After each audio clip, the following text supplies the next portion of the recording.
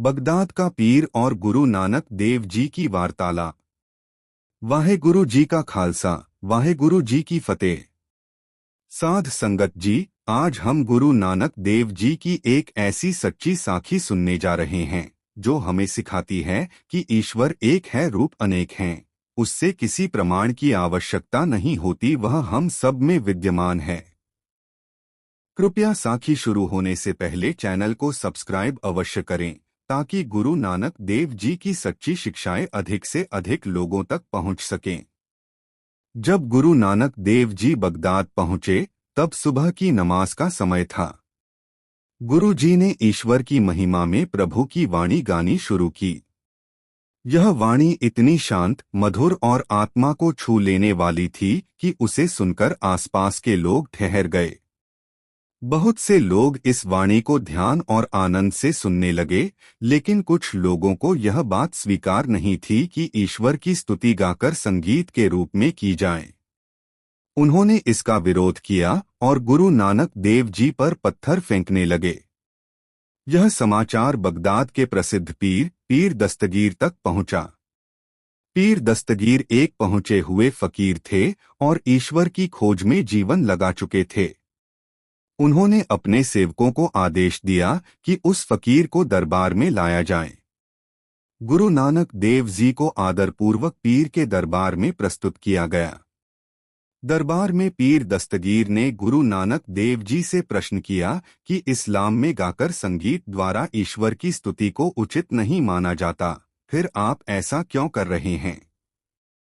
गुरु नानक देव जी ने बहुत शांत भाव से उत्तर दिया कि उन्होंने कोई मनोरंजन नहीं किया, बल्कि उस एक मालिक की बंदगी की है। ईश्वर तक पहुंचने का रास्ता प्रेम और सच्ची भावना है, न कि केवल बाहरी नियम। पीर दस्तगीर गुरु नानक देव जी की वाणी और मुख पर तेज से प्रभावित हुए। उन्होंने कहा कि उनके मन में वर्षों से 3 प्रश्न हैं, जिनका उत्तर आज तक उन्हें नहीं मिला। क्या मैं आपसे पूछ सकता हूँ? गुरु नानक देव जी कहाँ? जी पूछिए। पहला प्रश्न था, यदि अल्लाह ने संसार को बनाया है तो अल्लाह को किसने बनाया? गुरु नानक देव जी ने पीर दस्तगीर से कहा कि जो लोग श्रद्धा में हीरे और मोती चढ़ाते हैं, उन्हें यहाँ लाया जाए। एक थाली में हीरे मोती रखे गए। गुरु जी ने पीर से उन्हें गिनने को कहा। जब पीर ने 1 कहा तो गुरु जी ने वहीं रोक दिया और कहा, 1 से पहले क्या है? पीर ने उत्तर दिया, कुछ भी नहीं।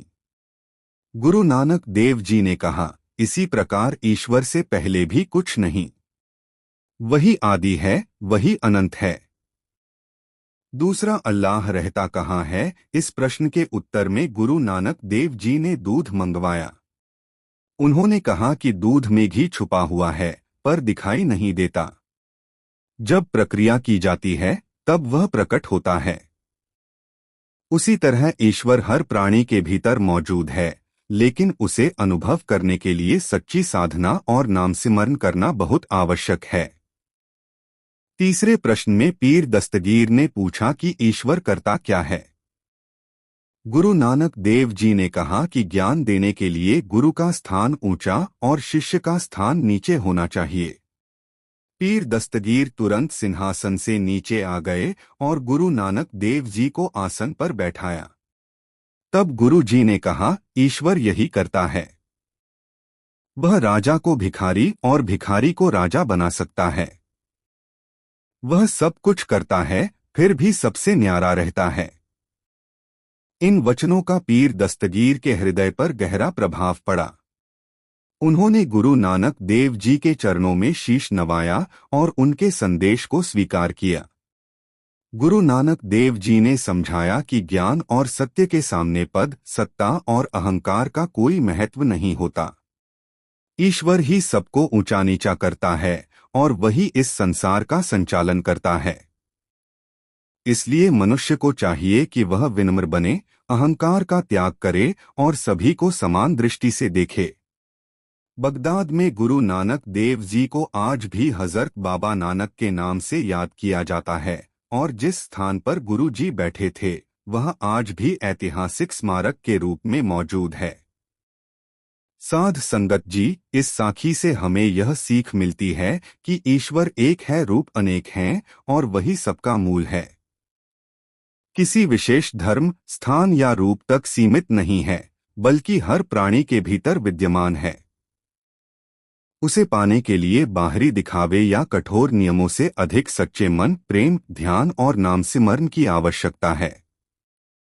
यदि आपको गुरु नानक देव जी की सच्ची प्रेरणादायक साखियां पसंद आती हैं और अच्छी लगती हैं, तो गुरु नानक देव जी की सच्ची साखियों के लिए चैनल को सब्सक्राइब जरूर करें, वीडियो को लाइक करें, अपने विचार कमेंट में साझा करें, इसे अधिक से अधिक लोगों तक शेयर जरूर करें और वाहेगुरु जी का नाम सिमरन सदा करते रहिए। वाहेगुरु जी का खालसा, वाहेगुरु जी की फतेह।